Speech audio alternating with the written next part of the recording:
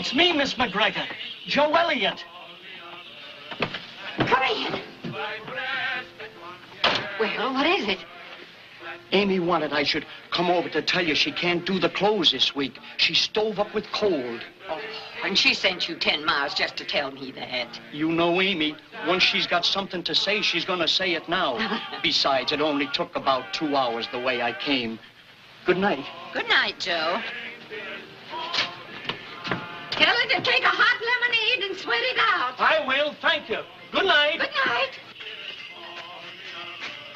That flies to thy breast at one cherishing word, that folds its white wings that are dreaming of flight, that tenderly sings there in loving delight. Oh, my sad heart keeps pining for one fond word. Call me back names, dearest, call me my bird. Oh, that was wonderful. Wasn't that wonderful? Like going to the theater for nothing. What do you say, folks, if we organize a quartet right here? Mr. Calhoun will be the baritone. I'll carry the lead. Tom will be the tenor. All we need is a bass. How about you, Winthrop? Why, he couldn't carry a tune in a bucket. Perhaps our new boarder, Mr. Bell, might do. Who, the professor? Our young genius. Bell's all right, just different. But do you suppose he really believes he can teach that deaf and dumb child he brought here to talk? All I can say is, if the Lord intended dumb people to talk, he'd have taken care of it. Oh, excuse me. Oh, come in, Mr. Bell. Miss McGregor, do you have any copper wire in the house? Picture wire will do. Copper wire? Yes, I need about 17 feet for one of my experiments, and all the shops are closed at this hour. Why, the idea of expecting to find 17 feet of wire at this time of night. Oh, I never heard of such a thing, Mr. Bell. Well, I'm sorry if I bothered you. Good night. Well, just a moment, Professor. Don't think I'm impertinent. But we've just been wondering if it's true you can teach dumb people to talk. I hope to, someday. You see, Mr. Darcy, the reason deaf mutes can't speak is that they have bad ears, and not bad vocal cords. Never having heard speech, they can't imitate it. So, if we can find a way to visualize sound for them, then there's no reason why they shouldn't speak as well as any one of us. Is there? No, I guess not. No, of course not. Won't you stay and show us some of your tricks, Mr. Bell? Tricks? Yes, it'll be such fun. I've heard you can make the piano play by just talking to it. Oh, well, I'll be glad to, but they're not tricks. Please. They're very simple manifestations of the nature of sound and of vibrations in the air. Now, first, I push down the sustaining pedal. Then I depress the key.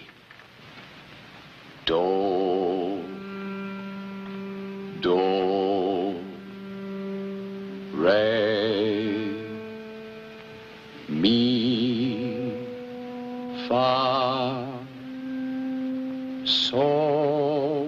Why, it's positively spooky. Oh, no, not at all, Mrs. McGregor. Sound is nothing but air in motion.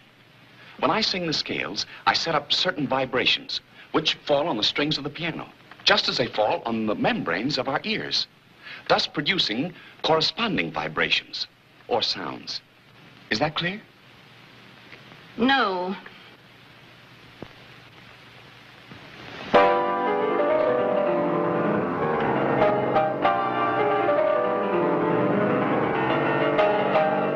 Mr. Bell, the little boy's father's here to see you with another gentleman. Mr. Sanders? Thank you. Excuse me, please. Mr. Bell? That's a dandy act. I'll bet you could do something with it. Thank you, Mr. Darcy. I expect to. Hello, Alec. Hello, Mr. Sanders. How is he? Just fine. I want you to meet my friend, Gardner Hubbard, Alexander Graham Bell. Mr. Hubbard, of course I know you by reputation. Your interest in the Clark School for the Deaf. I've been hearing about you, too, and your work with Stander's boy. Would you like to go up and see George? That's what we came for. Please.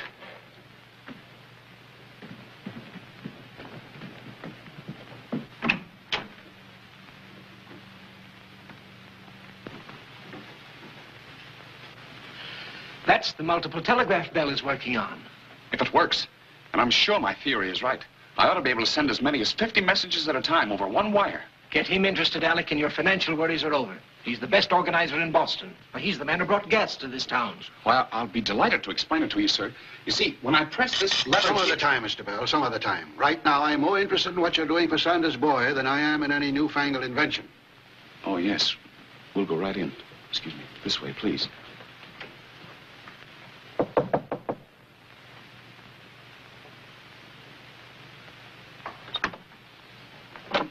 May we see George? He's asleep, but I'm sure he'd want to see his father.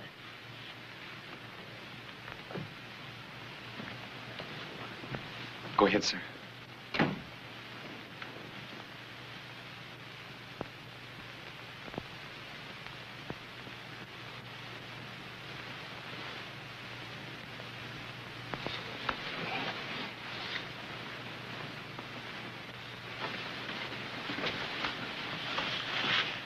Shall I speak to him?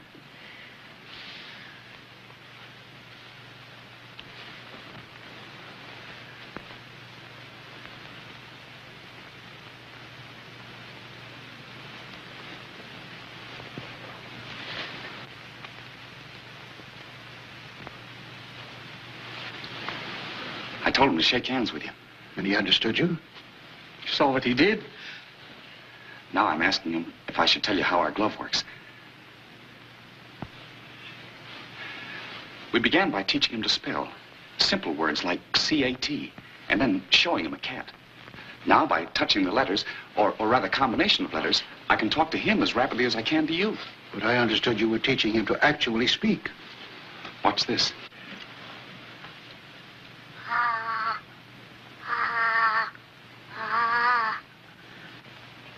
Have you ever succeeded in teaching a child that was born deaf to speak? No. And as far as I know, nobody else has. But I have great hopes, and... Bell's still young, but he's had some mighty interesting experiences with sound and speech. Tell him about them, Alec.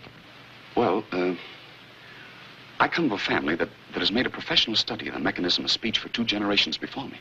My grandfather, Alexander Bell, and my father, Alexander Melville Bell, were elocutionists who devoted their entire lives to the correction of defects of speech. Perhaps you've read some of their books on the subject.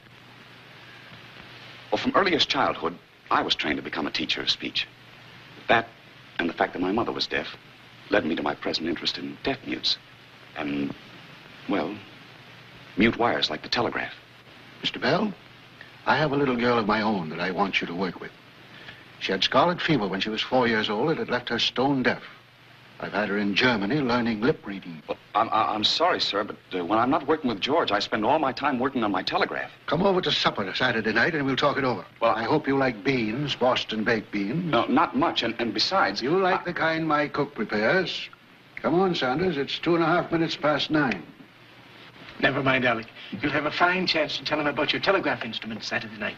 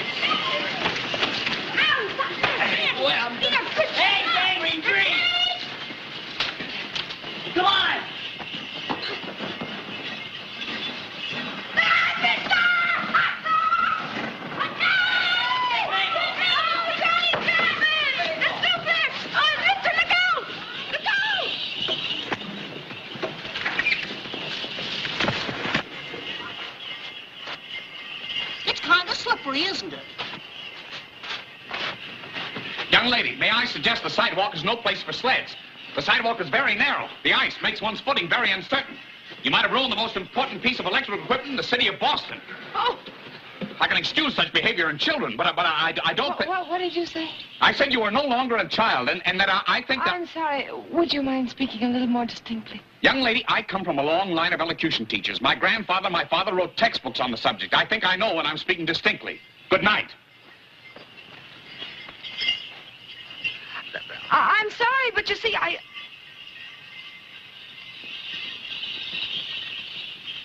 The essential parts of both my transmitter and my receiver are these tuned reeds, made of flattened steel clock springs, one end of which is attached to poles of these electromagnets, while the other end is free to vibrate over the other poles, like this. Interesting, isn't it, dear? 6:26, Mother. Yes, dear, but I'm sure supper will be on time. The transmitter has make and break points. Ah, come in, my dear, come in.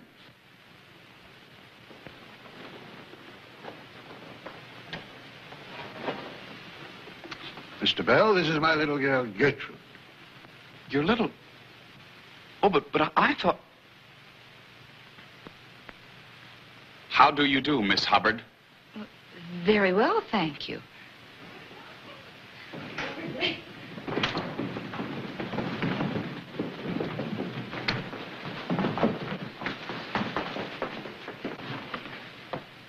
And these are my three other little girls, Berta, Mabel, and Grace.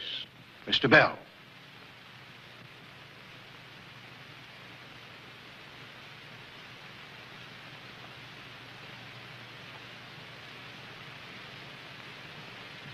Good evening, my dear. Mm-hmm. How are you? Papa? Mr. Bell, this is the little girl I was telling you about. Mr. Bell and I have already met, I believe. Met? What do you mean, met? He just got here. I think I knocked him down. And I'm awfully sorry if your... whatever it was ruined. Oh, no, not at all. Mr. Bell makes things, dear. He was just telling us about his telegraph when you came in. I beg your pardon, Mama? His telegraph. Telegraph? That? Oh, please go on. Oh, yes, please We'd love to hear about it, Mr. Well, I was just saying, when a spring sends its electrical tone into the wire, theoretically, only its mate in the receiver should respond. And if I set up a number of sets of springs, tuned to different pitches, then I could send a similar number of messages over the same wire. I'm sorry if I said anything out there to offend you. But you didn't, of course not. And do go on. Well, that's about all. Except that it may not work. Oh, but it will work. I'm sure of that. Supper is served, Mrs. Hubbard. Thank you, Nora. Nora, this is the third successive night supper's been late. I'm sorry, dear. I'll speak to cook. Go along, girls. Mr. Bell, supper. Mr. Bell, I hope you like beans. Boston baked beans. Didn't you think he had a very nice face? Who, Papa? You know very well I didn't mean Papa. Oh, then you mean Mr. Bell. Yes, of course. Mr. Bell. Oh, I thought he looked all right. For a plain man. Didn't you think he had a nice nose? Oh, it was awfully Roman or something. Oh, he has nice eyes, too.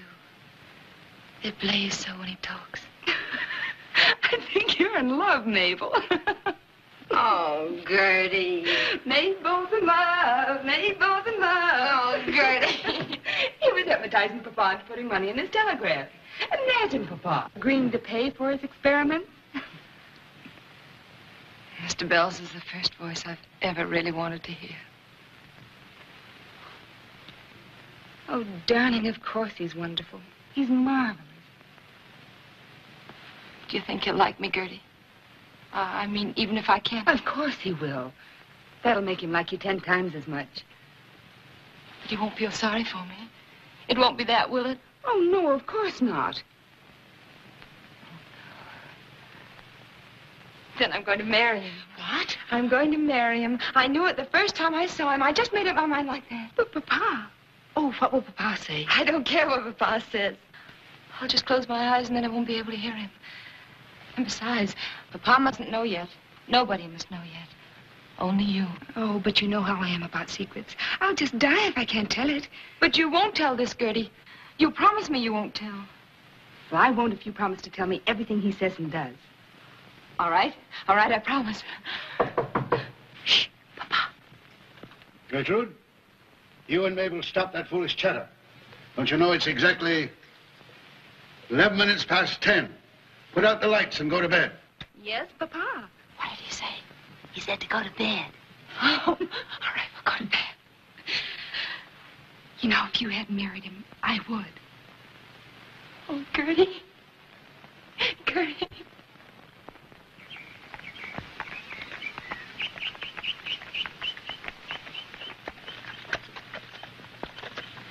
Don't you love New England in the spring, Mr. Bell? Spring? Yes, it's very nice. We often come out here for picnics. Mother and Father and, well, all of us. You do? I'm sorry, Mr. Bell, but you'll have to look at me or I can't see what you're saying. Oh, I'm sorry. Ooh. Ooh.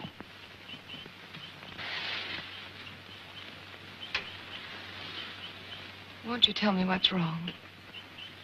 Wrong? Yes. Yes, you've hardly spoken a word to me since we started. Have I said or done anything to offend you? Oh, no, certainly not. Oh.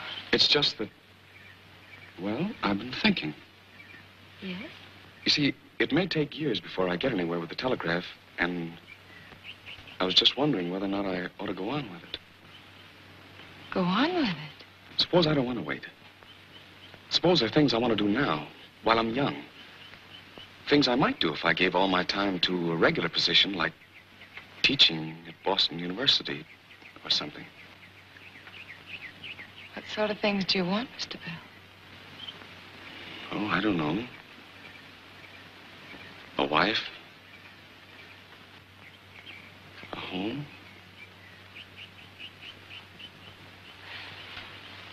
Finish your telegraph first. The wife will wait. She will. Oh, yes, Mr. Bell. I'm sure she will. Oh. Oh, thank you. That's all I wanted to know. Oh, but there's something else I ought to tell you. Yes? I'm not as interested in the telegraph as I used to be. You're not? No. Ever since I went to Branford to visit my family last Christmas, I've had a new idea rattling around in my head. Either the biggest idea I've ever had in my life, or the craziest. Wouldn't you like to tell me about it? Well, I have an idea that if I could make a current of electricity vary in intensity exactly as the air varies in density when sound passes through it, then I could transmit sound, even speech telegraphically. I'm sorry, but I don't understand. I mean, I could talk through a wire.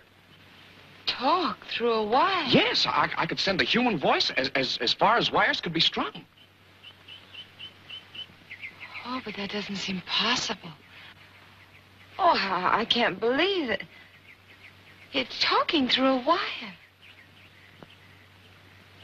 I guess it's crazy.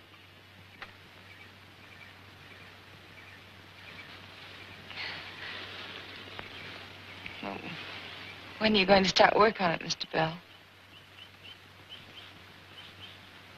Monday night. Oh. Thomas Watson, an electrician who makes all my apparatus for me, is moving in with me to help me. Oh, then you were really asking me for my endorsement and not my advice, huh? Something like that. Mr. Bell, if you spend all your time working on this, how will you live? Oh, I'll manage somehow. But don't think I'm going to use the money your father lends me for anything but the telegraph. Oh, no. I'm going to work on this new idea in my spare time. Oh, yes. Yes, I understand. But, Mr. Bell, if I were you, I wouldn't tell my father about this yet. You see, he gets awfully upset if people don't finish what they start out to do. Couldn't this be our secret for a little while anyway? Perhaps that would be wiser and safer. Oh, much safer, Mr. Bell. Much. Yeah.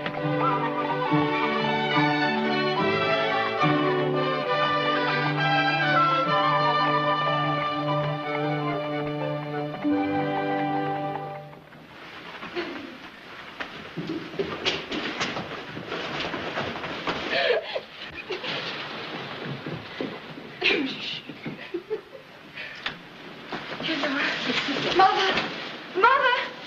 Oh, Mother. Mabel, where on earth have you been? Oh, Mother, I've just been for the most glorious drive in the world. Oh, I'm so happy. Mabel, do you realize what time it is? You've missed your supper. Oh, please, Papa, don't scold me tonight. Not tonight. We've been worrying about you for hours. Something might have happened to you, child. It's all right now, Gardner. It was all my fault, Mr. Hubbard. I talked so much, neither of us noticed the time. No. And finally we had to stop under the streetlights so I could see what he was saying. And the time just slipped by. Yes. Oh, Mother, Alec has such wonderful ideas. Alec? Alec? Well, I mean Mr. Bell. Oh, no, please call me Alec. All right. She called him Alec. Mr. Bell, won't you stay and have something to eat? Oh, no, not now. I must be going. Good night, Mrs. Hubbard. Good night. Good night, Mr. Hubbard. Good night. Good night. Good night, Alec. Good night. Good night, everybody. Come, dear, you must be hungry. Oh, I couldn't eat a thing. Not tonight, Mother. Good night. Good night, Papa. Gertrude! Gertrude! Call me pet name, dearest. Call me Alec. The most exciting thing has just happened. Come on. Oh, my sad heart keeps pining for one kind word. Call me pet names, dearest. Call me Alec. Pack, pack, pack, the boys are packing. Cheer up, comrades, they will come. Ba, ba, ba, ba, ba. Careful, Watson, you'll break something. Good, then you'll have to buy more stuff for my boss. Listen, if it hadn't been for your boss overcharging me, we wouldn't have been turned out of here. Stop arguing. You'll get turned out of better places than this before you're through. You needn't bother packing your things, Mr. Bell. Nothing's leaving this house until I get my rent. You mean you're going to hold my things? The law gives me that right, and I certainly shall. But, Mrs. McGregor, I told you I'd send you your money as soon as I can. There's no use arguing. Out you go. But your things stay here. I won't leave them. I can't. I've got to have them. Oh, no, you don't. No, those things stay right here. Yeah, not his vocal cords. Vocal cords? Yes, those belong to a Chinaman they've got pickled over at Harvard. Oh, heaven helps. Get it out of here. Get all this junk out of here. Junk? Did you say junk? Yes, junk. Get it out of my house. I'm sick and tired of seeing it around. You've had this place looking like a pigsty long enough. Get it out before I throw it out the window or burn it up. Mrs. McGregor, at this moment I could almost kiss you. Don't you dare lay a hand on To me. think that I have so misjudged you. In fact, I'll even give you the very shirt off of my back. Remove one garment and I'll have you arrested. Come on, before she changes her mind. Get that.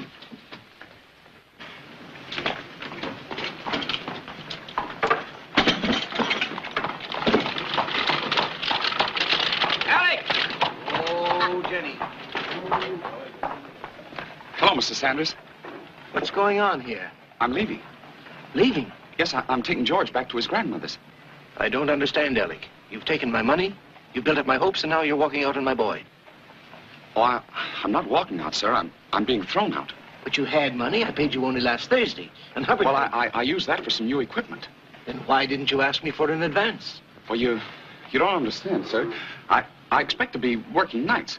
And where I'm going isn't a suitable place for George. That's why I'm taking him back to his grandmother's. But that's in Salem. What about your work with him? Well, I expect to go to Salem every other day. That's all. I'm sorry, Alec. I ought to have known you better than that. It's all right, Mrs. Sanders. Belle, hurry, here she comes. Excuse me, I've got to go. Mr. Bell, here, take this awful thing. Oh. Where'd I find you? I'll be at Thomas Watson. That's me, 109 Court Street, over the Williams Electric Company.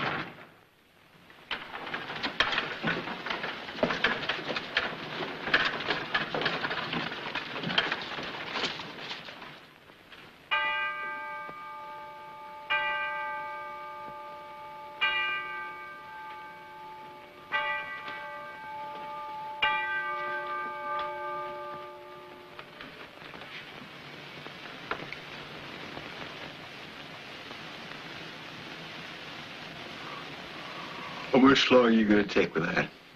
I'm ready now. We can try it again.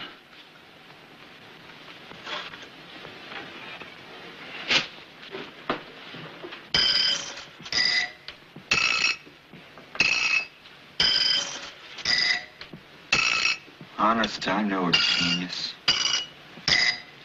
I'm just a plain, ordinary man. I like to sleep. Live like a human being. But can I? No, I've got to sit around day after day, night after night, wasting away, tapping a little piece of metal. I can remember when I used to know pretty girls. I must have been in another world. Stop mumbling. We may be on the verge of a great discovery. As long as I can remember, we've been on the verge of a great discovery.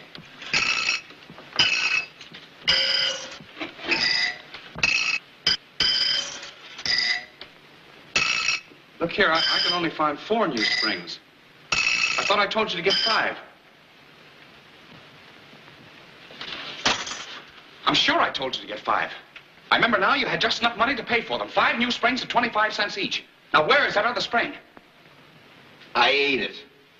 You did what? I didn't mean to. I was going along and I saw that food in the window. Suddenly I got such a craving I couldn't stand it. I went by twice. I tried not to go in, but I couldn't help it. I was hungry. I can't go on living forever with... So you ate one of my springs. You took the last 25 cents we had to fill your miserable little stomach. Yes, I did. I told you I'm no genius. I'm through starving. I'll go out to the Indian Territory, live on buffalo steak, and you or nobody else will stop. Wait, don't hold the thing. Don't touch it. As much my money as yours, I had... Show me. What did you do? I didn't do anything. But you did something. I saw it. I heard it.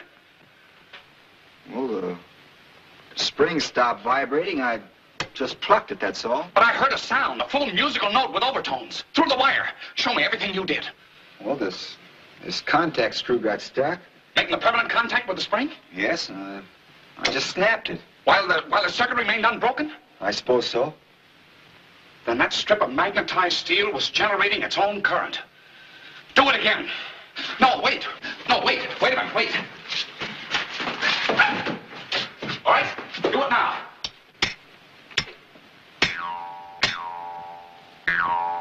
It works. I heard it again. Hey, what are you, an Indian? Sure, didn't you know? The 6 Nations took me in. Well, that makes it all right, then. Don't you understand? We've accidentally found the undulating current that I've been looking for. For the first time in the history of the world, we've sent sound through a wire. For the first time, nothing. Why, this has happened to nearly every electrician. What you mean is it's the first time the right man has heard it and know what it meant. Is that true? Why, certainly. If you knew anything about electricity, you wouldn't have paid any attention to it. Well, anyhow, I was there. That's the important thing. Just think, we started to work on a telegraph, and now we're on the trail of the electric telephone. Telephone? What's that? It's an apparatus for transmitting the voice. It means sound from afar. Here, hold this. Hey, where are you going? What, going to tell Mabel, of course.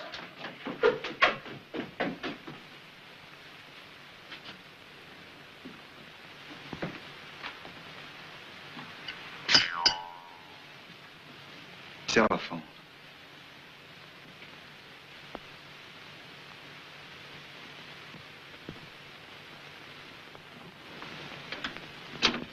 Oh, Mr. Bell. Where's Miss Mabel? She's upstairs, sir. I'll tell her you're here. Oh, well, would you please put the gas up in the parlor, sir, while I tell Miss Mabel you're here? Ask her to hurry, please. It's awfully important. Very good, sir. Alec! Mabel. Alec, what is it? Mabel, I've just discovered Mabel. Now we can get married. What? Will you marry me? Hurry, tell me. Yes. You will? Of course, Alec. Oh, thank you. I never had any other intention. Oh, no, not you.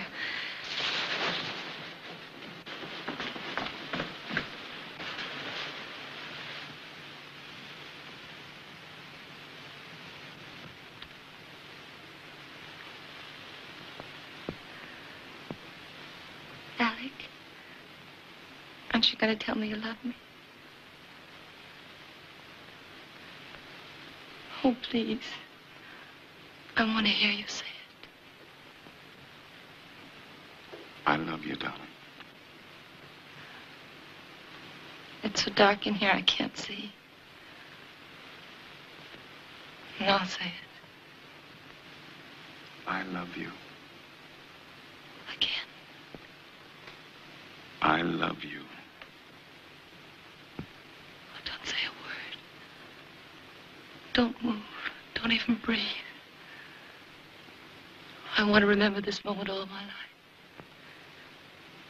Just as it is.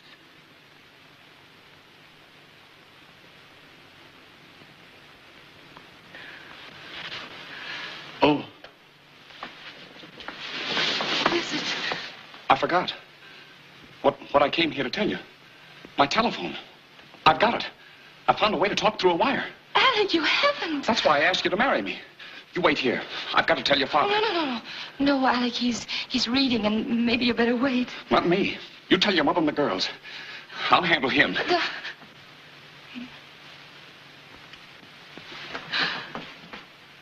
Oh.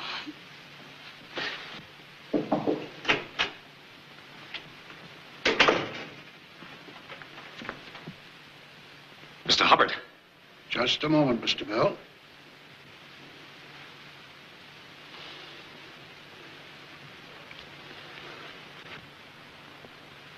I always allow myself 30 minutes with the classics every evening.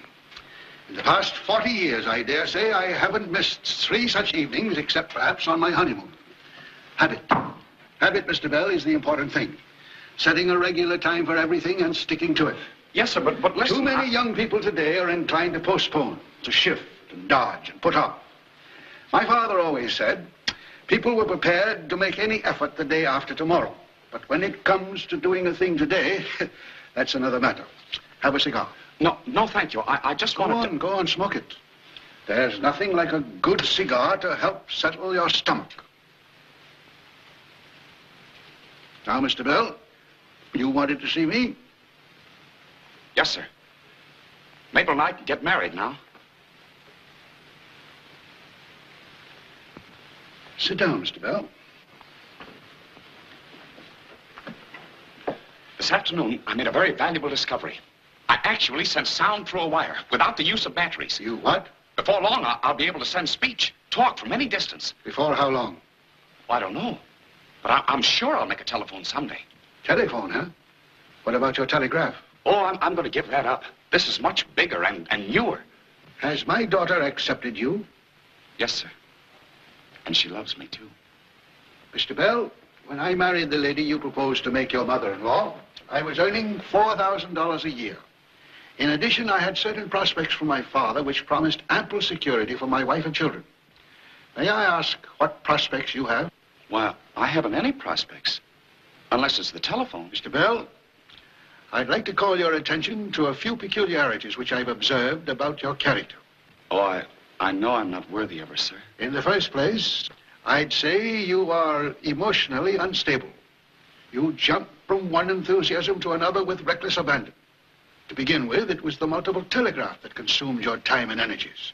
Now you tell me you're no longer interested in the telegraph, but have gone skipping off in pursuit of some new proposition. But, Mr. Hubbard... Mr. Bell, you may waste your own time if you please, but the sooner you stop wasting my money, the better. I won't give this up. I can't. In that case, disabuse your mind of the idea of marrying my daughter. But, Mr. Hubbard, we love each other. Nevertheless, you are not to come here again, Mr. Bell, or even attempt to see my daughter. Not so long as you persist in this folly. Furthermore, if you propose to give up a possibly profitable venture for an air castle, you needn't expect any more support from me. I wash my hands of the whole business. But, Mr. Hubbard... 12 after 8. I should have been well past Harvard Square by now. Would you like to accompany me on my constitutional, Mr. Bell? The night air is very refreshing. No, thank you. Well, good night.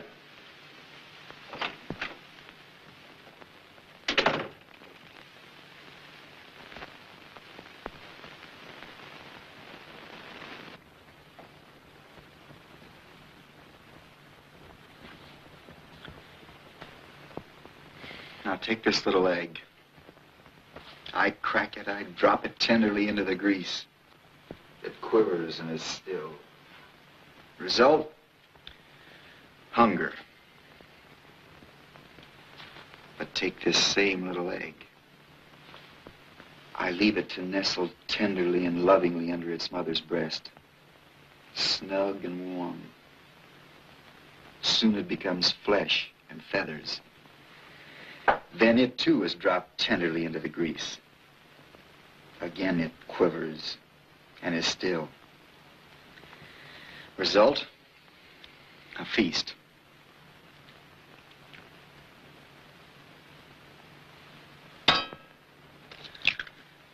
Listen to me, my fine friend. If I'm going to stand over a hot stove night after night, you can't expect me to live on half an egg. Go on, fall apart. I'm sick of you. I'm sick of the very thought of you. Hey. That's what I think of the hours, the months we wasted on that stupid idea. You say you're tired. You're hungry. Well, so am I. I want to live like other men just as much as you do. I want a decent bed to sleep in, decent food to eat. I'm in love. I want to get married. And I will. And if I ever have a child that so much as looks at a piece of copper wire or mentions electricity, I'll... What about all your work, your plans? It's all done. How much were you getting at the Williams Electric Company? $3 a day? Why? Better see if the job is still open, though. I won't be needing you anymore. You're quitting? Yes, I'm going back to teaching the deaf. If I ever decide to work on the telegraph, I'll do it in my spare time. And the telephone? It was just an air castle. Does Mabel know about this? No. I'm gonna write her now. You got any paper? Where'd we get any paper? This'll do.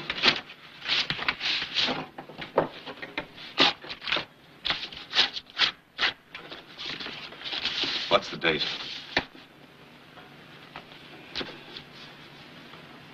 June 11th. June 11th.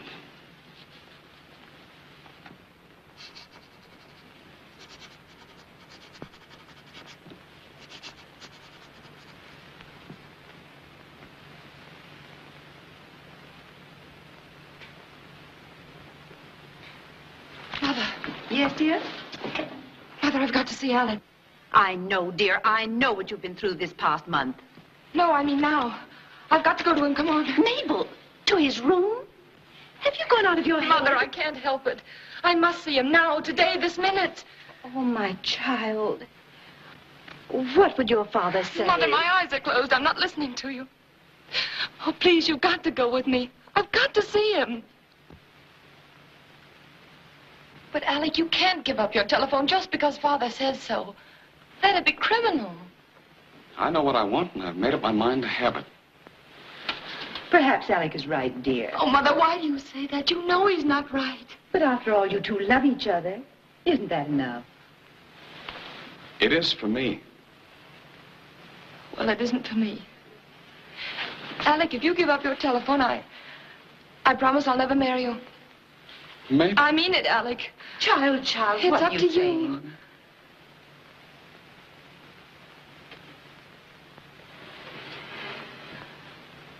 Mabel, I'll never fail you again. Never.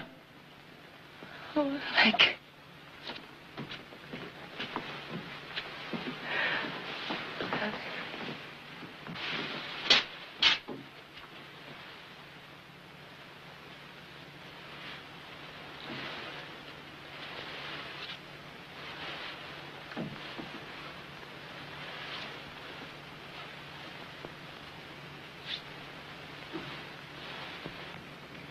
You awake? Mm-hmm. What are you thinking about? Mabel. So was I. I was thinking now I've got to make a telephone. I've got to find a receiver. Some way to get speech. If I don't, I'll be just as badly off as I was before she came here. Wouldn't it be wonderful if we should invent the telephone? And it turned out to be the very thing that could make her hear. If you had any imagination or knew anything about sound, you'd know that can't happen. How do you know? You aren't God. I know because in the human ear, when vibrations strike against the eardrum, they cause tiny bones in the back of the head to oscillate. But in Mabel's case, the nerve current in the back of those bones has been permanently injured. Even if sound waves cause the bones to oscillate,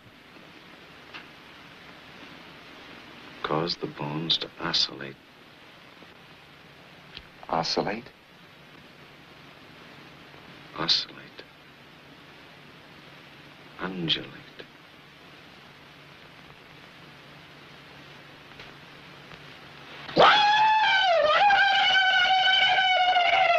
Watson, I've got it. Got what, St. Vitus Day? No, the ear. What ear? This, the ear we hear with. Come on, get up. We've got to get an ear, a human ear, and study it. It may give us just what we need for our receiver. You're crazy. Where are you going to get a human ear? Well, I'll sharpen my razor, and you go out. Never mind.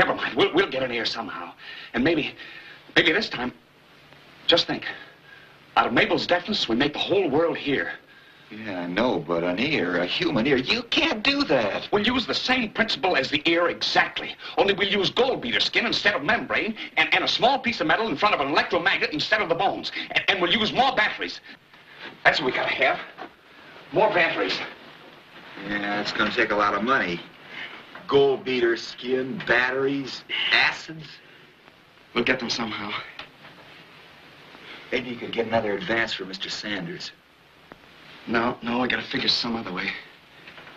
I've had 3 advances from him already for less and less work with George. We could both of us go back to work for a little while. Be nice to eat again for a change, too. No, that's not the way. We've got to find a cheaper place to live. Cheaper than this? Certainly. What? I wouldn't stay here, even if they let us use the shop. It's too noisy, too dangerous. There are too many people about. We're not going to tell anybody what we're doing. Yet. We'll starve. Maybe you will. Not me. Not until I've made the telephone.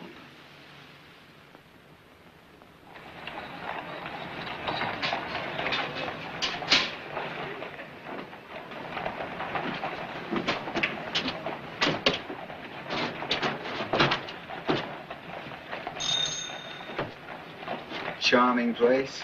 Such atmosphere. Boiled cabbage and flat beer, I'd say. Oh, it's you. Well, don't forget, Mr. Bell, this is for lodgings only. If you think you're going to get any food without paying for it, you got another thing coming. Understand? Lady, we only eat at the Parker House.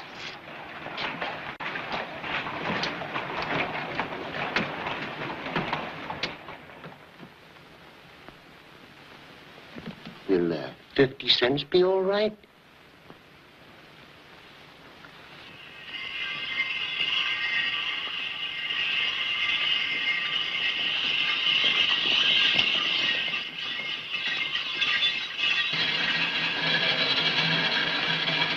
Merry Christmas, sir. Merry Christmas. Turkey's 12.5 cents a pound. Extra fine. I may come back for one later on. Yes, sir. Right now, I'll have a half a pound of cheese and 2 apples. Very good, sir.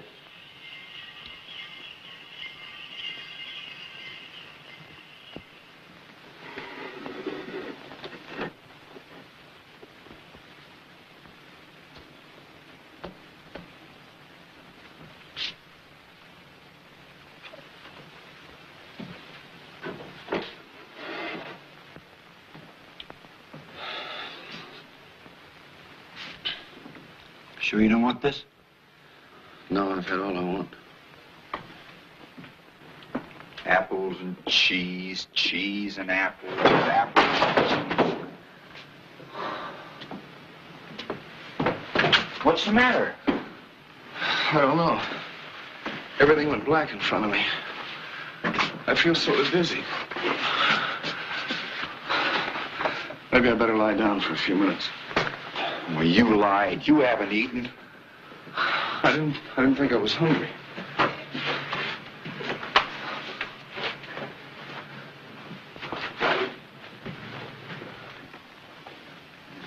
Now, you stay on the bed. I'm going out and get something to eat. If I'm not back in 15 minutes, you know I got caught. If you see anything with an ear on it, bring it back, will you? How about our landlady?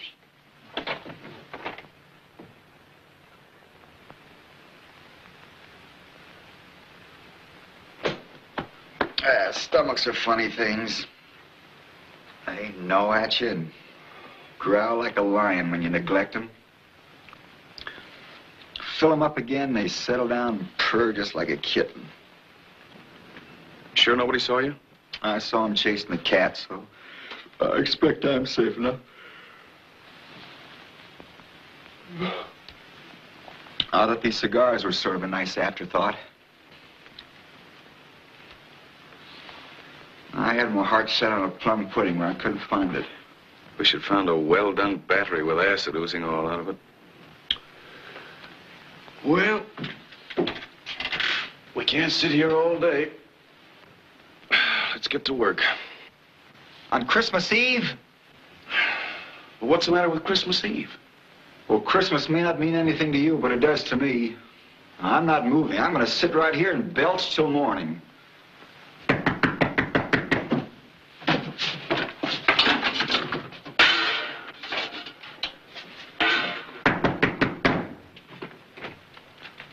Oh, Mr. Sanders, it's only you. Come in. Merry Christmas, Alex. Merry Christmas. Merry Christmas. My sleigh's downstairs. Get your coats on right away. You're spending Christmas at my place in Salem. Christmas with you? That's right. We've got a long drive ahead of us, so hurry up. Oh, but we can't. I planned a lot of work for today, and I... Oh, I'm sorry. Forget it. It's just what I needed. Come on, let's go. If this isn't the devil, 365 days in the year and our only 2 square meals come on the same day.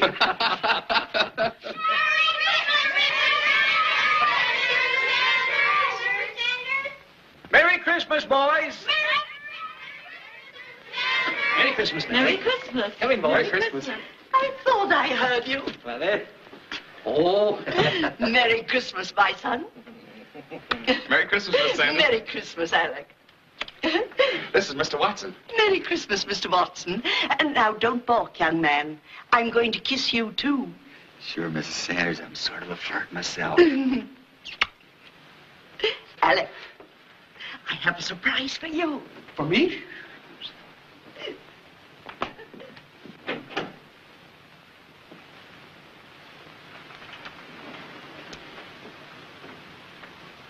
Mabel. Alec.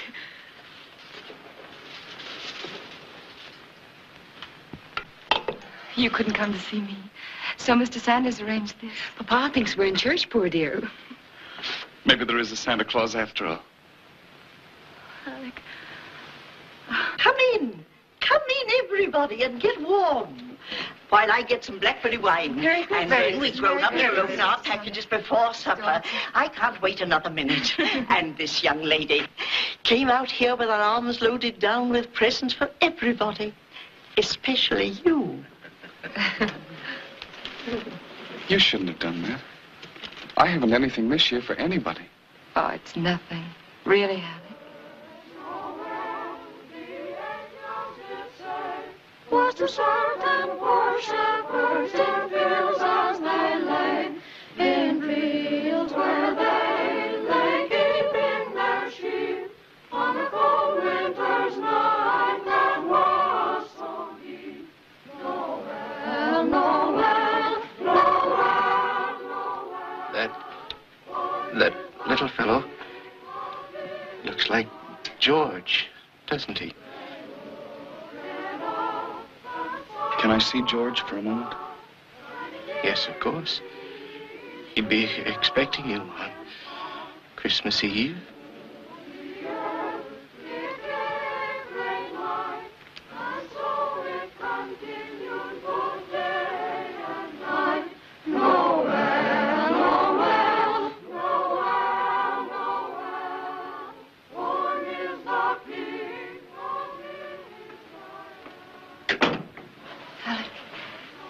Merry Christmas, darling. Merry Christmas, sweetheart.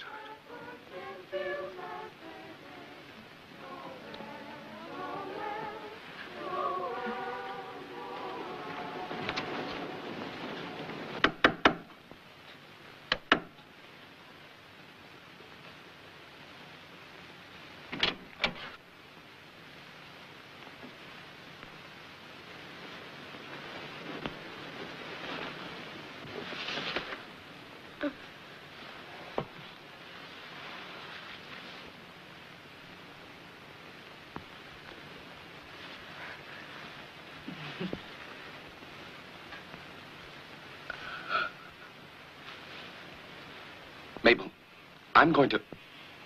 You're going to do what? You watch what we've been up to.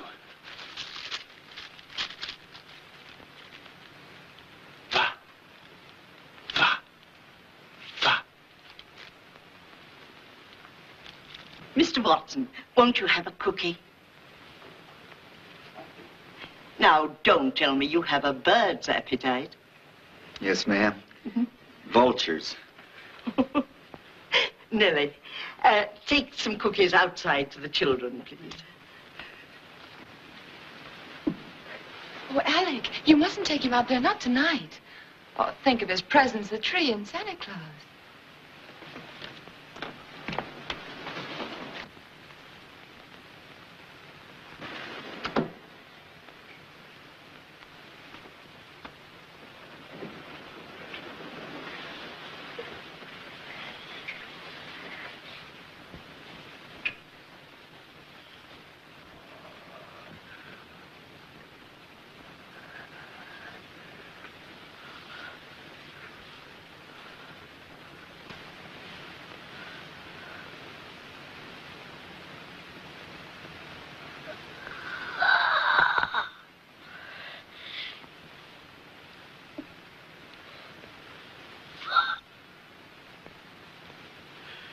I don't understand this, Alec.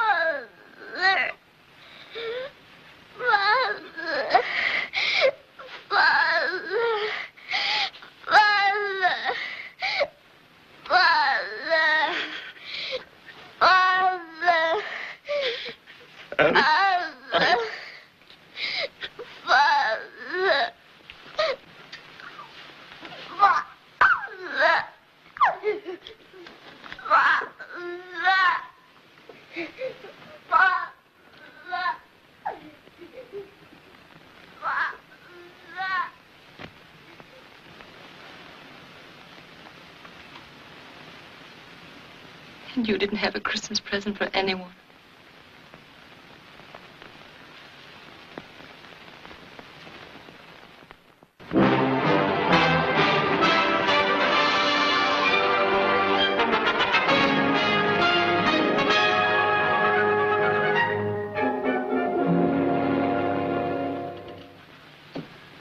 Thanks to Mr. Sanders, now we have acids and batteries.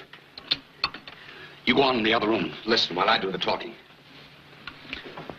Even if it worked, you couldn't hear me after all the talking I've done.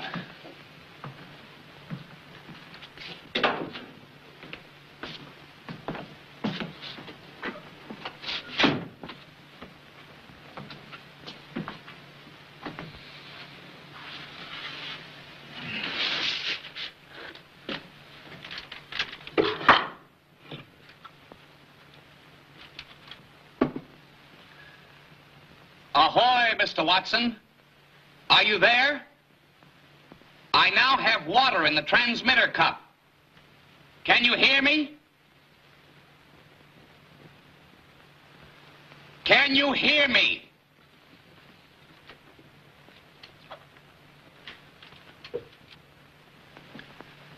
Ahoy, Mr. Watson.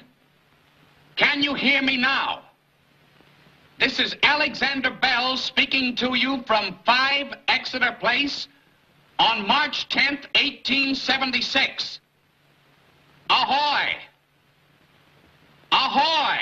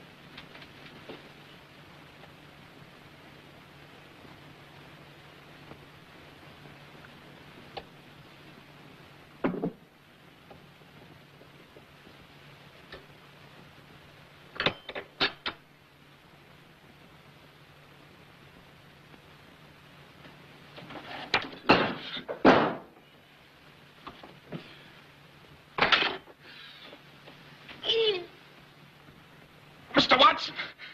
I want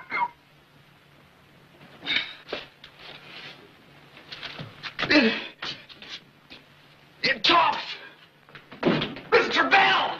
Mr. Bell, I heard you! I heard your voice! Then hurry, I'm burned. But I heard you. Your voice through the wire. I understood what you said. What did I say? Tell me. You said, Mr. Watson, come here, I want you. That's right. Well, what did you do? I put 2 drops of sulfuric acid in the water. That made the water a conductor for the electric current transmitting the voice. Oh! Hooray! Hooray! We're in the telephone business now! Oh, my leg. Stop howling. You gotta do something about that burn. Oh, but I've got to tell Mabel first. Oh, no, you don't. You sit down and take your britches off. I get some lard. But I've got to tell Mabel. I might have known something like this would happen, leaving a lot of acids around you.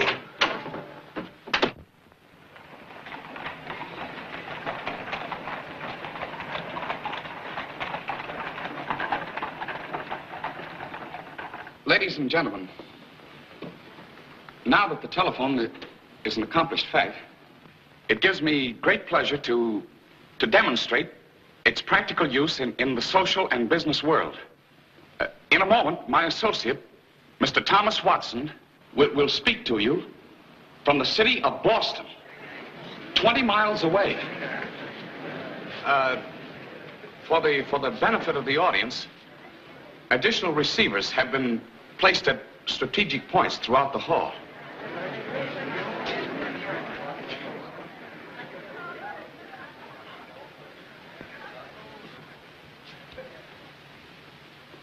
Ahoy, Mr. Watson. This is Alexander Graham Bell speaking to you from Salem. Can you hear me? Ahoy, Mr. Bell. Ladies and gentlemen, it gives me great pleasure to address you this evening. Although I am in Boston and you're in Salem. That's the fun.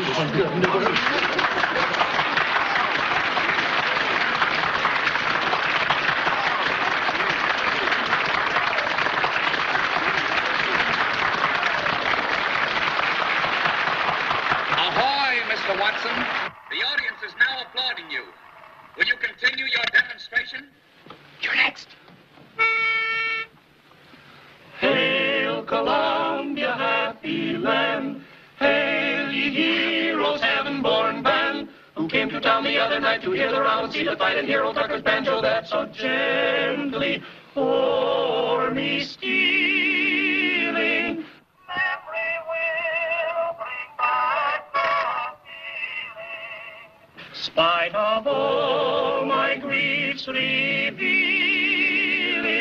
that I dearly love the Star-Spangled Banner. Oh, long may it wave.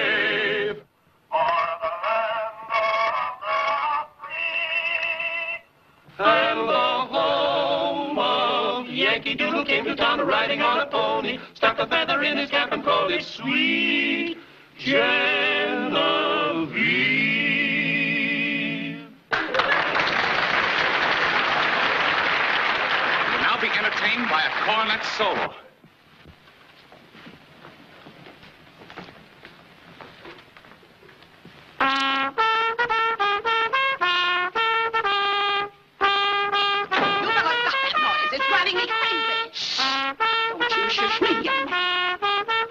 Stop it, I tell you. Hoy, Mr. Bell. I have a special treat for you tonight.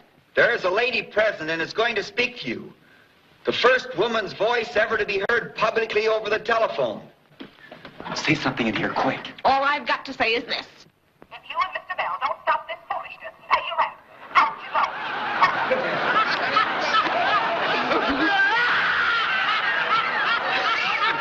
How dare you laugh at him? What right have you to this? He's wonderful. Well, I only laughed because I thought... Please. He isn't laughing at Alec. Well, he better not be.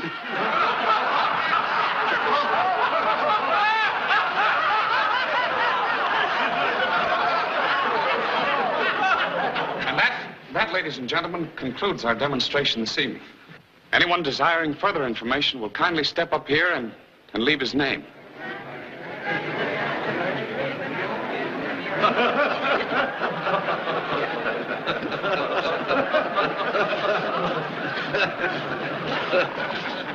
What makes it talk, Father? It's just a plain hollow wire. You talk into it at one end, and naturally the voice comes out at the other. Very amusing evening, Mr. Bell. Imagine putting one of those things in your home and expecting your wife to use it. Edward, you really think there's nothing to it? Gardner, in my opinion, the telephone will never be anything more than a toy. You won't put any of your money into it or advise your friends to do so? I shall urge all my friends to have nothing to do with it. Thanks. I just wanted Mr. Bell to have your opinion. Good night. Good night, Gardner. Good night, Mr. Bell. Good night, Mrs. Hubbard. Good night, Miss Hubbard.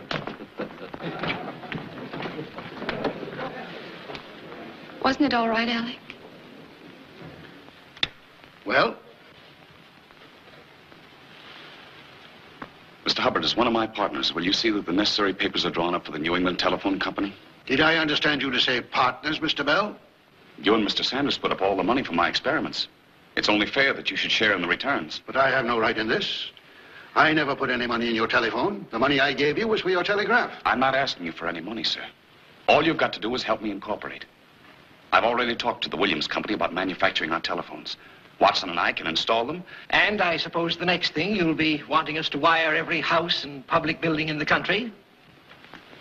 We might have to do that, too, eventually. Mr. Bell, tomorrow morning, Sanders and I are going to have our heads examined, just for standing here listening to such nonsense. Good night. Come on, Sanders.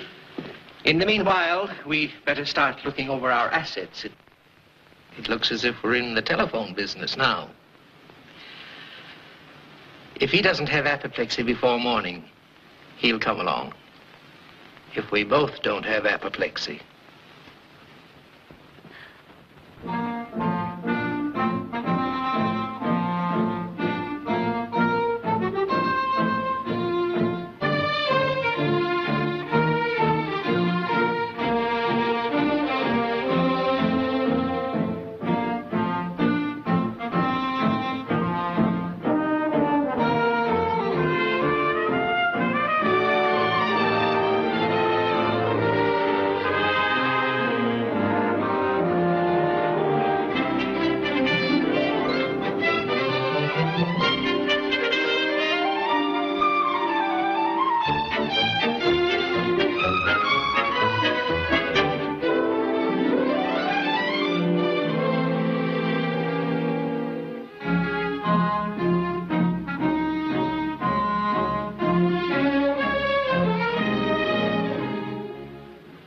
Serious, your father calling me here.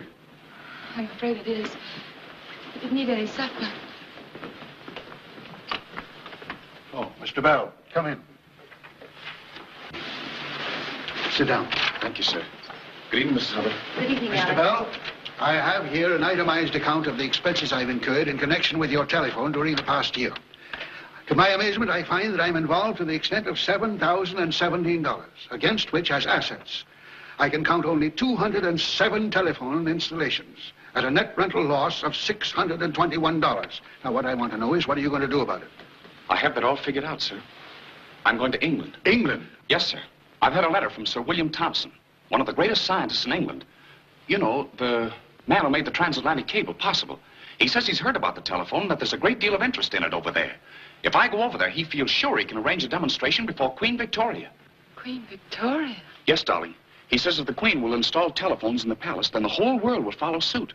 Just as they'd copy your hats. Why, Alec, that's a splendid idea. Of course they will. May I ask who's going to pay for this pilgrimage? Well, sir, I felt that as long as you and Mr. Sanders already have so much money involved, you'd be willing to... Mr. Bell, I used to call you a fool. I apologize. You're a genius. I'm the fool. But, Mr. Young man, you have a blissful disregard for money. That may be an enviable asset to a genius, but not to a business partner. Oh, but, Father, I'm sure we can manage somehow. Did you say we? Mabel. Mabel. Yes, Papa. I'm going with him. You're what? Alec, I can't let you go 3,000 miles away from me. Mabel. Father, we've waited long enough. If Alec goes to England, I'm going with him. You will take me with you, won't you? You don't think I'd go without you, do you? Oh, darling. Mabel. Father, my eyes are closed. Mr. Bell, will you stop this? Gardner, she's right. You've kept these young people apart long enough. Mother. Oh, my goodness. Oh, what have I said?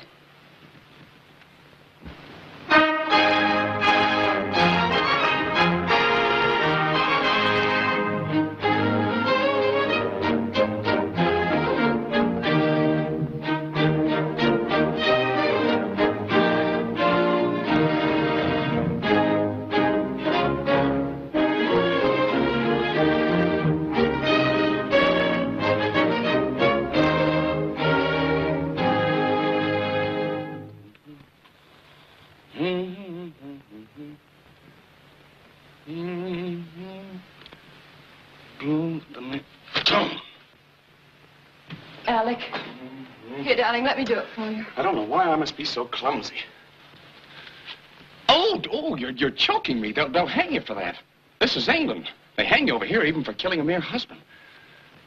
Dear, darling, I think Alec's all right.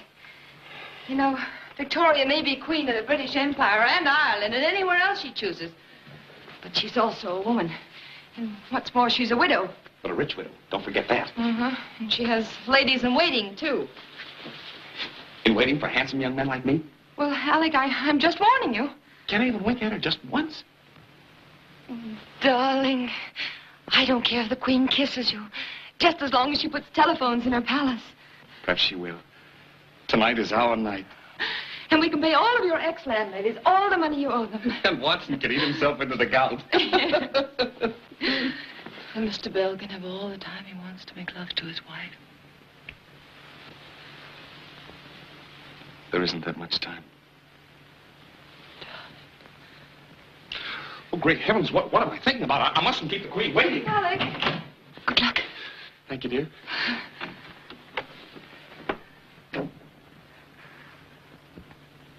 Please let Victoria want a telephone. For my Alec. Sir William Thompson tells us that your telephone is a marvelous instrument, Mr. Bell. Sir William is very kind, Your Majesty. Is this the device? Yes, ma'am. There's a similar instrument in Osborne Cottage where Sir Thomas Biddulph is waiting to hear Your Majesty's voice. You expect me to speak into that? If Your Majesty would be so gracious. I think you had better speak into it. After all, one does not converse with a wire. Beatrice, Major Phipps, come closer. Listen. If you please, ma'am, we're ready to begin. You may proceed. Sir Thomas Biddulph? Yes, I'm here. That is Sir Thomas's voice. Ask him the time. Sir Thomas, Her Majesty wishes to know the time. Tell Her Majesty it is now exactly 3 minutes past 9. I think I will speak into it after all. Sir Thomas, Your watch is 2 minutes slow. Set it. Thank you, Your Majesty. I will do so immediately. Sir William, you were right. This is a marvelous invention. General, we will have Mr. Bell's telephone installed in Buckingham Palace. Yes, Your Majesty. Oh, it will be an honor, ma'am. The Americans are a very inventive people. Mr. Bell was born in Edinburgh, Your Majesty. He went to Canada several years ago and then to America. The Scots are very inventive, too. Now have it say something else, Mr. Bell.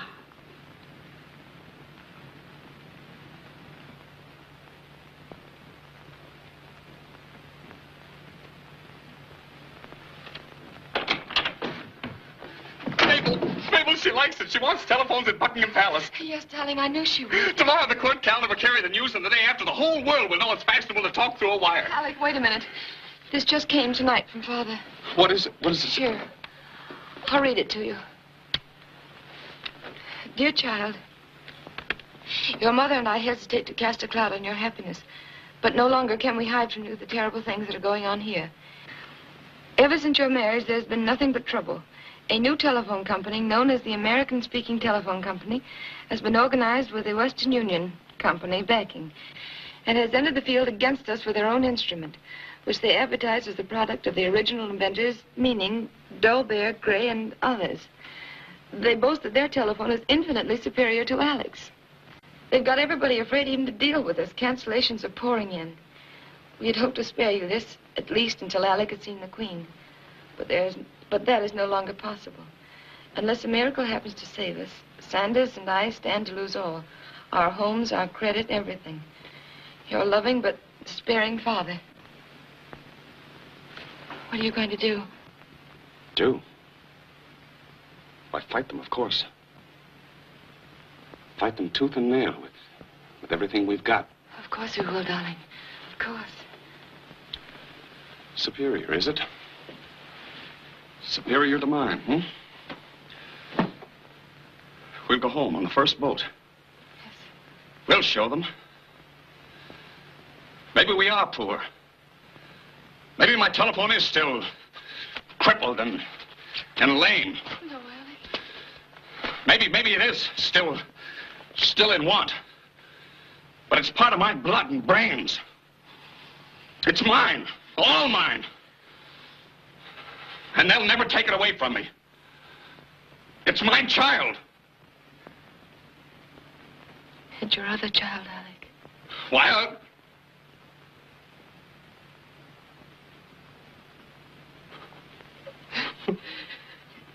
Just one thing after another.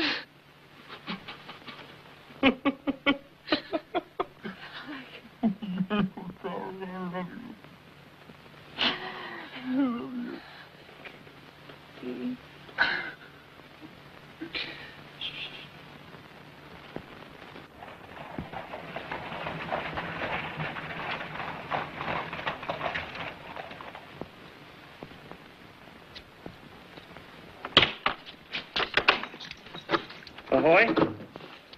You'll have to speak louder, please. Mrs. Crow would like to speak Mr. Blackford. Just a moment, please. Go ahead. Ahoy. Clear 70.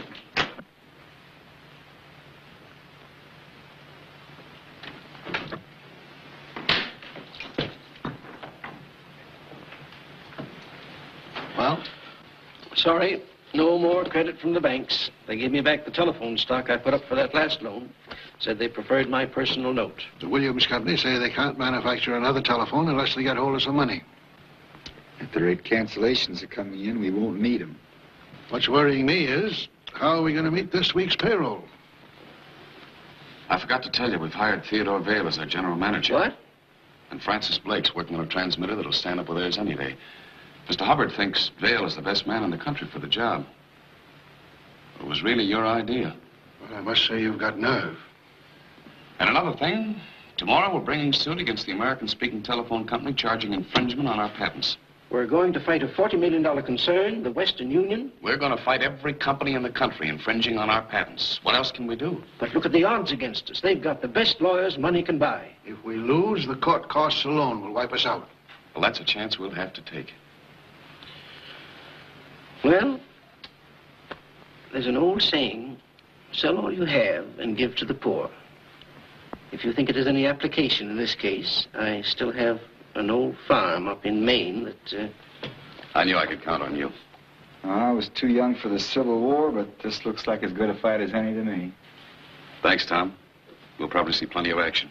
Just what are you going to fight with? The truth. Well, son, that's always been a pretty good weapon. Perhaps more people ought to use it.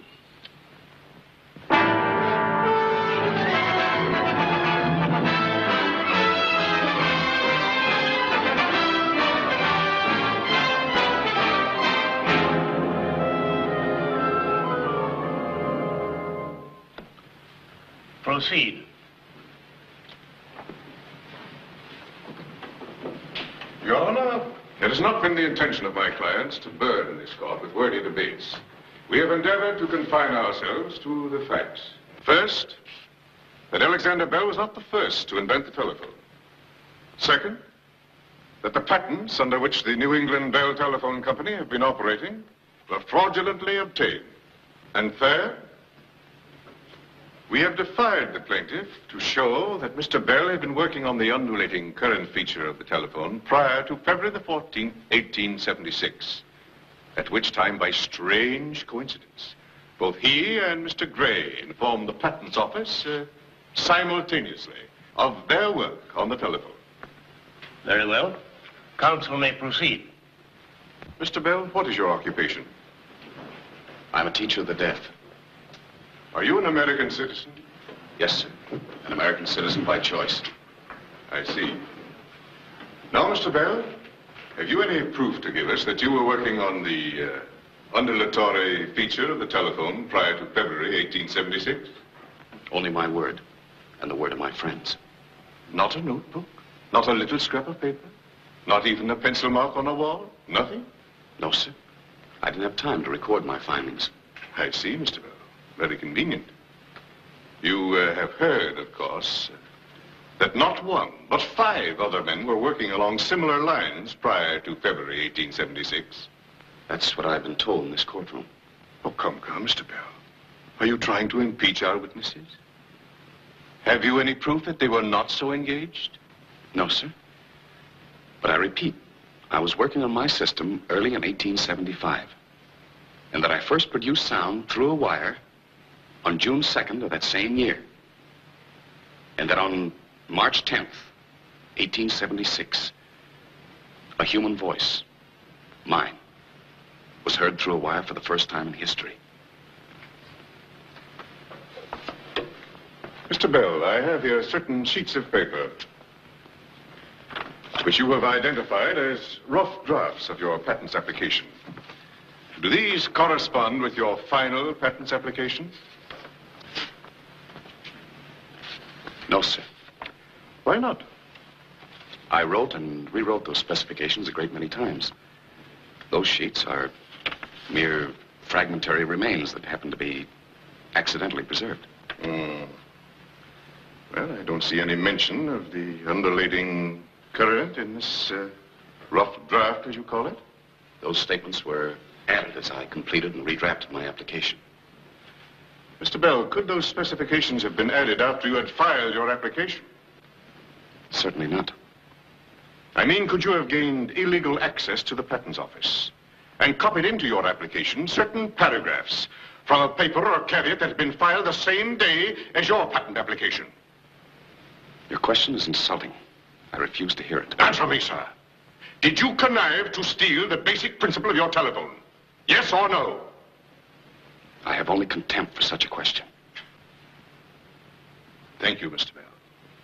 Your Honor, I protest against the tactics of some of our opponents.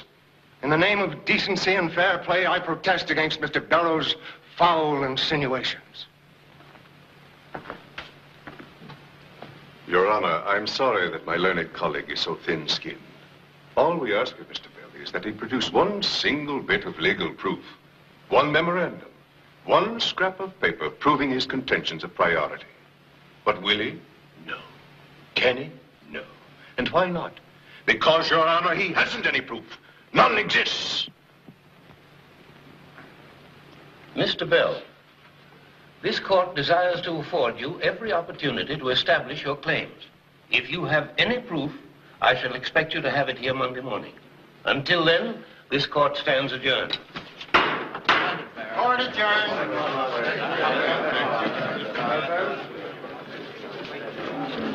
Alec, are you sure you have no papers, no sketches, nothing? Nothing that I know of. What are you going to do? I've done all I can do. I'm going home. Home? You can't do that. I've heard all of this I want to hear. I'm going to be with Mabel when our baby is born. But, Alec, it may be weeks yet. You can't be certain about the first baby. I'm sorry, I'm going. At least let me telegraph and find out when you'll be needed. Alec, stay. If you leave now, I can promise you, you'll lose.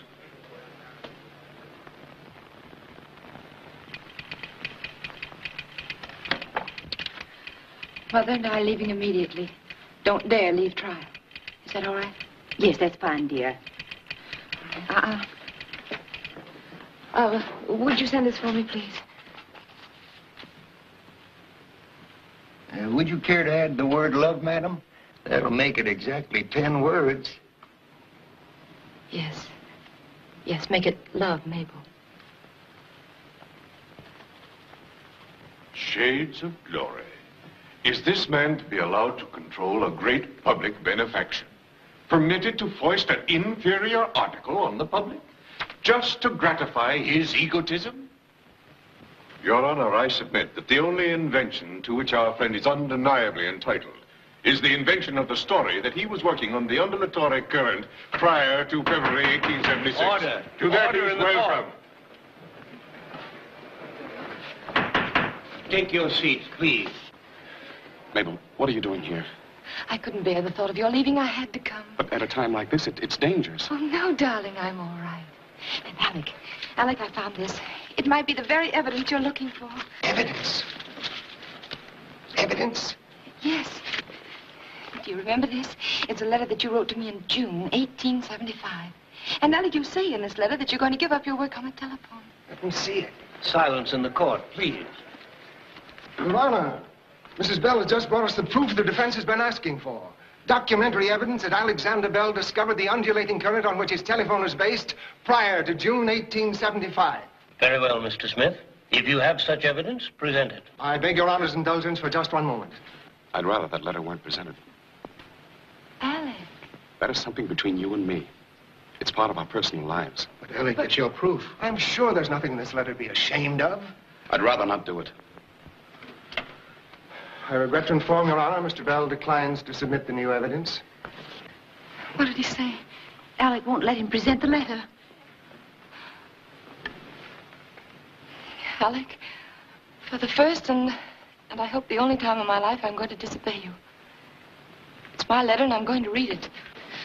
Mabel. I won't stand by and see you called a liar and a thief. But, darling... Alec, my eyes are closed. It's dated June the 11th, 1875. It was written to me by Mr. Bell before our marriage. Will you read it, please? I beg your pardon. Will you read it, please?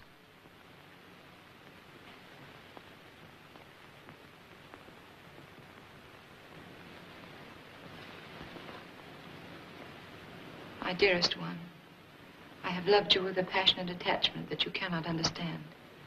That is to me new and incomprehensible. Ever since I held you in my arms and kissed your lips, I have known what I want most in life. Without you, I am nothing. With you, I am complete. Because this is so, I have decided to give up my telephone. This is little enough to do if it means that I will have your arms about me forever. If I may call you sweetheart and wife. Go on, Mrs. Bell. Please don't grieve at my decision. The telephone will be born someday, somehow, and so far as I am concerned, I do not care one bit who gets the glory, so long as the world gets the benefit. With all my heart, I am yours.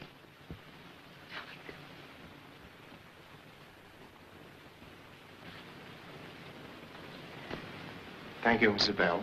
Your Honor, may I suggest that this court is not interested in the sentiments, however tenderly expressed, that we've just heard? What possible bearing has a love letter on whether Bell invented the telephone or did not invent it? The mere mention of a telephone does not mean that he made a telephone. Mrs. Bell, what kind of paper is that letter written on? Why, it's on ordinary wrapping paper.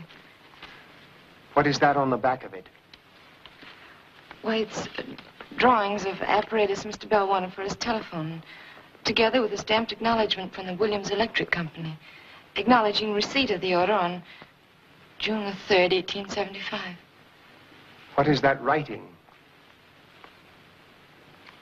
Mr. Williams scribbled a note at the bottom of the page asking Mr. Bell to stop in and verify his outlaying of an apparatus to generate an undulating current. That is all. You may step down, Mrs. Bell. Just a moment, Mrs. Bell. Will you please tell us why Mr. Bell sent you a love letter on the back of a sales memorandum? Why didn't he use notepaper, as any young man in love would be expected to do? Mr. Bell was a very poor man. He had no other paper on which to write. Thank you, Mrs. Bell. You may step down. I offer this letter in evidence as Exhibit 17 to the plaintiff. Your Honor, I'm sure we've all been touched by this little excursion into romance. But now, if we may compose ourselves, I'd like to ask why, if such a letter existed, it wasn't produced days ago. And more particularly, why my learned colleague hasn't produced the man Williams in court to substantiate his signature. Unfortunately, Mr. Williams is no longer available as a witness. Oh, really now? And why not? Surely it would be worth your while to bring Mr. Williams here. Let us have a look at him. Mr. Williams is dead. Oh, he's dead. How very unfortunate, Mr. Bell. How very convenient. Your Honor, without my knowledge and against my wishes, my wife came into this courtroom at a time like this to read to you a letter intended for her eyes alone. Have I committed some offense by starving in an attic? By spending sleepless nights at my work? By being too poor to own a decent scrap of paper on which to tell her of my love? I have sat here for days and heard myself called liar, thief, fraud, and cheat. I've seen my friends humiliated, my invention belittled, just as I have seen my business destroyed by methods which must leave every honest man appalled. Your Honor, we protest against this interruption. Haven't we had enough of this sentimental nonsense? I demand that this man be declared in contempt of court. Mr. Barrows, we're all here in the interest of truth. And I don't think Mr. Bell can do that any great injury. Sit down, Mr. Barrows.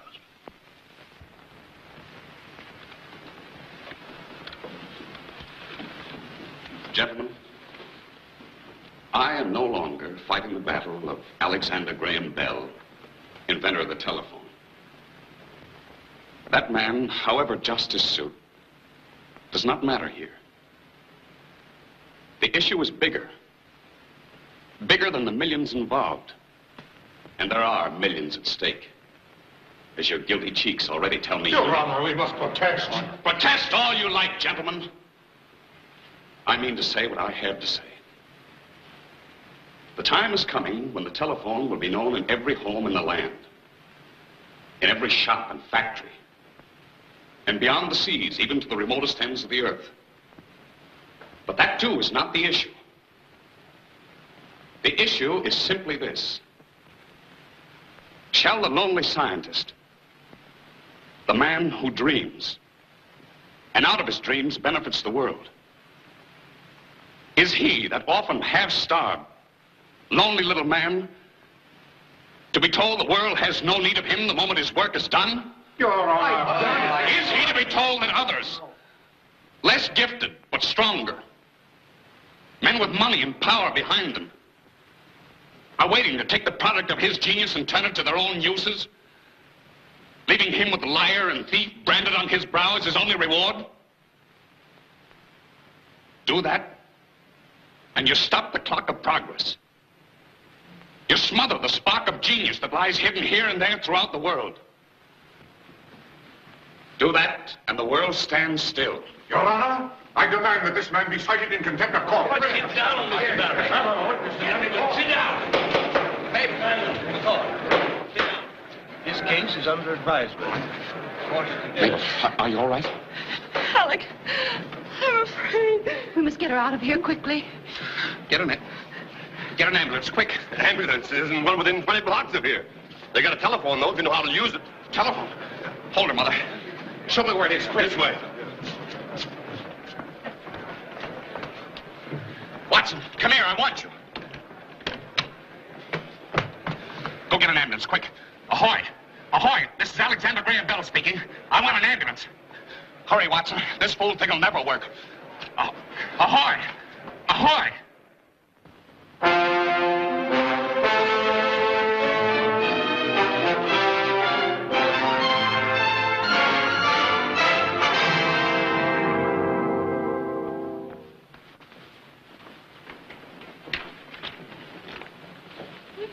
Here she is, pretty as a picture. Oh, Lord. Oh, look. I think she knows me. I'm sure she does, dear. Would you like to hold her? Who, me? Oh, you know how clumsy I am. Yes, I would. There you are, darling. Be careful of her back.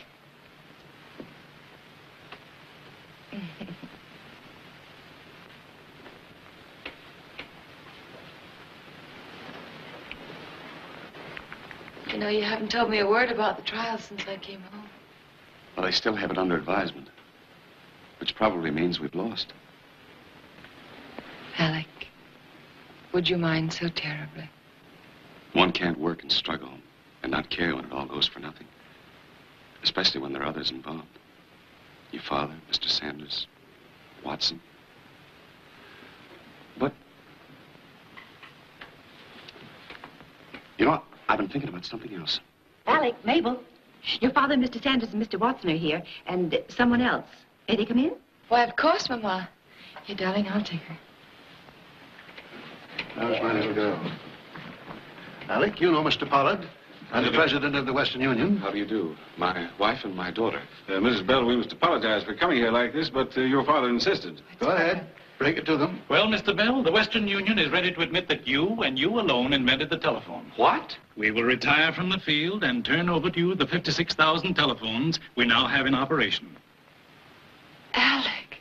The fact is, we made the mistake of accepting a false report from one of our engineers. After your wife read your letter in court, we made a further investigation. We found that this man Bracewell not only intended to deny your rights, but to injure us as well. Mr. Bell, we're not only willing, but anxious to pay for that mistake. Of course, if you consider us as partners, we could offer our wires, rights of way, improvements, and other assets. You could. Or shall we say 1/5 interest? Well, I don't know what to say. I ought to warn you, you have probably the most valuable single patent ever issued. Your stock was selling on the New York Exchange this morning for $1,000 a share. $1,000? Well, what do you say, Alec? Well, I'll have to ask my wife. Alec, you know I never interfere with your business. Gentlemen, I accept. Thank you, Mr. Bell. Yeah, it's exactly 11.5 minutes past 11. Time for this young lady's lunch. Goodbye, my dear. Papa. Come, gentlemen. It's been a pleasure, Mrs. Bell. Goodbye, Mrs. Bell. Goodbye. Alec. Alec, aren't you happy? Everything you've wanted and worked for. And everything the world has to offer you. Yes, darling. But I wanted to tell you. I've been thinking about something else. Yes? The other day, I saw a seagull flying. And there was something about the curve of its wings. It just occurred to me that if a bird that's heavier than air can fly, A man might fly, too. What did you say? If a bird that's heavier than air can fly, a man might fly, too. A man fly? Yes.